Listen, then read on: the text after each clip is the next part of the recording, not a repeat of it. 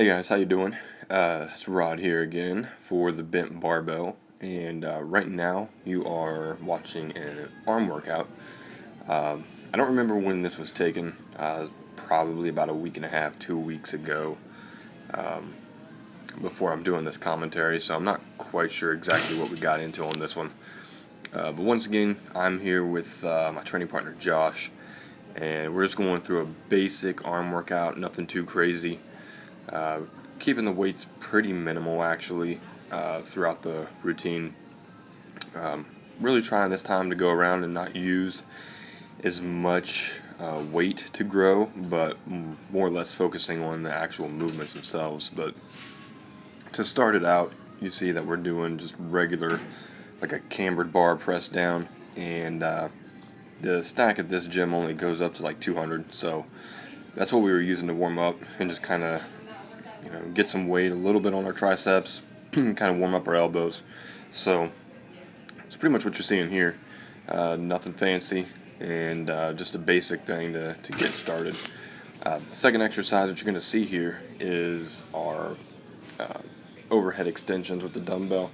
Typically, I will do one arm extensions, and here we actually do like 3 sets, I believe, of this exercise, and then we move on to one arm dumbbell extensions. So we actually did do the ones that I typically do, but we wanted to try these out, and I hadn't done these for a while anyway, so it's good to switch it up.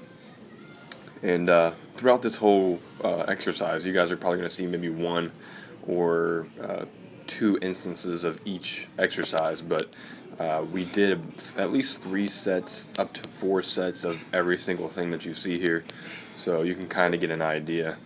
I think this is my heaviest set at 100 some pounds. Nothing too rough, especially when you're using 2 arms. But it's decent weight to get started. And I think my training partner, he attached a little bit more weight to it.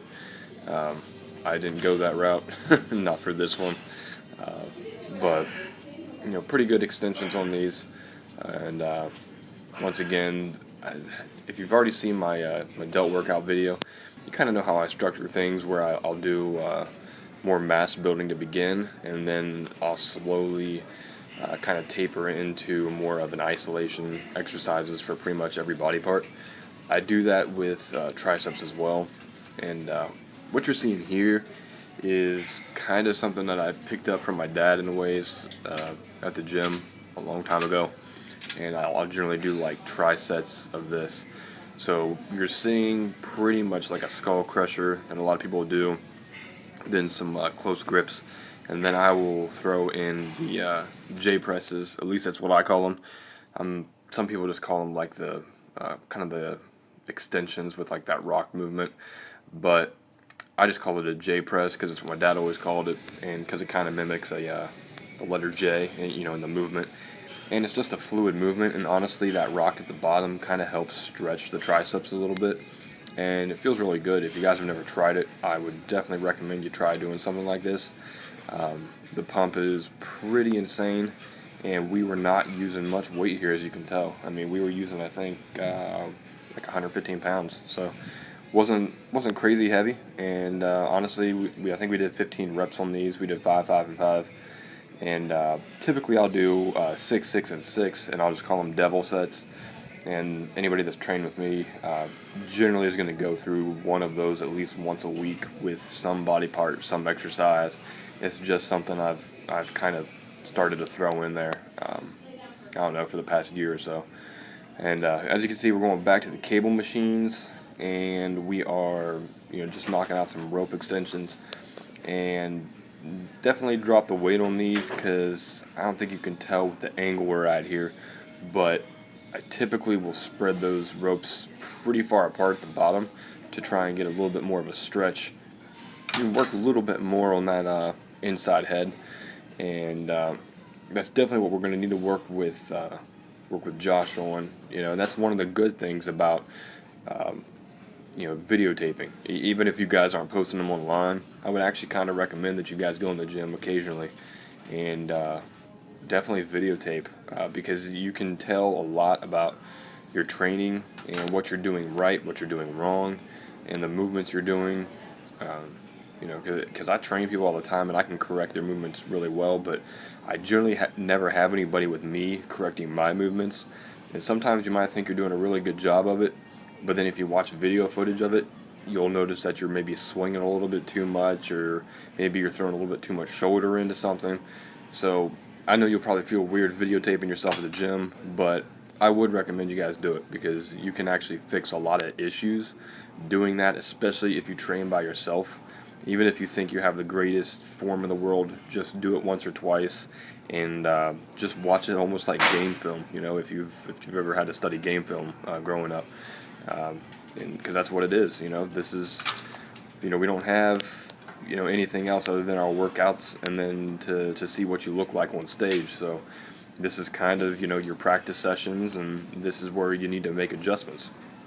I think this is the last exercise actually for triceps, and it's just a quick like a D handle, almost kind of like a kickback in a way. But you'll see how I move my wrists. I rotate them, and honestly, that's to pull more from the inside of the head of the tricep, and that's why I do it that way. Because otherwise, I feel like it hits more on the outside, and I don't really like that. I think a lot of people have great great triceps on the outside, but when you start looking toward the inner head, it's not even there. So I've always been very big on trying to get that part of my tricep a little bit bigger. So that's why I do it that way. And as you can tell here, obviously we moved on to just regular dumbbell curls, and we're not using too much weight here. I think we went up to 50-pound dumbbells or somewhere around there. Yeah, I rock a little bit, but as you can tell, it's a very controlled movement. I'm not throwing weight all over the place and all that. It's a very simple rocking movement, but it just kind of helps keep the movement fluid and doesn't allow me to stick at any point really and get a really good contraction out of it. And then we're moving on. I think we dropped the weight here. We went down to like 40 pounds just so we could squeeze a little bit more of the muscle, and not have to waste a whole lot of energy. Because honestly, I don't think you need a ton of weight to grow biceps. As long as you have the right movement and you're squeezing the right way and you're hitting it from all angles, it's gonna grow. It's not a massive muscle. It doesn't need a ton of weight. But I will occasionally throw weight around on it with dumbbells, barbells, whatever the case may be. Typically, I start that exercise like that, though. And then we're moving on to what I like to call spider curls.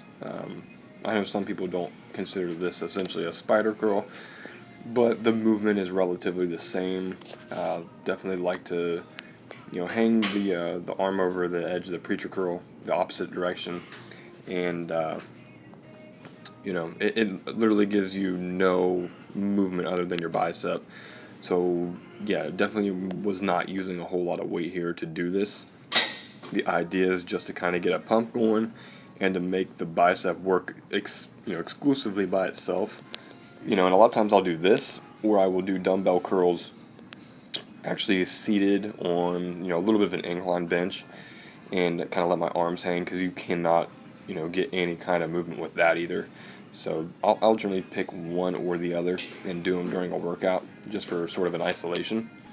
And you're going to see Josh doing the same exercise. And I'm not sure if we actually show the preacher curls in here, but we did do preacher curls as well. We did like 3 sets here, and I think 2 or 3 sets on preacher curls, just to kind of hit it at a little bit different angle. I think I might have cut it out of the video though, just for time purposes. So there are some things you guys aren't going to be seeing, like on the delt video. You didn't see all of our rear delt work. You're not going to see everything here on biceps either. I think we did concentration curls too. I don't think that's in the video. I think the last thing that shows is probably the hammer curls, I'm going to assume. But don't hold me to it, because I don't remember the video right offhand.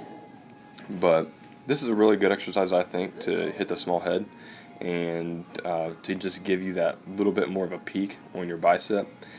it's mostly a finishing movement, obviously, so don't incorporate it as, you know, your main exercise, but, you know, throw it in there with some other stuff, and I think you guys will like to see, you know, the results that'll come from it.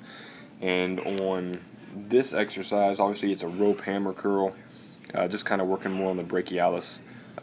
You would be able to tell I have bigger arms if I wasn't super white, so I apologize about that. I need to get in the tanning bed, but I think the video is almost over, so I just want to say thank you once again to the Bent Barbell, and check back. I'm going to have a back video coming out very soon, so take it easy, guys, and until next time, take care.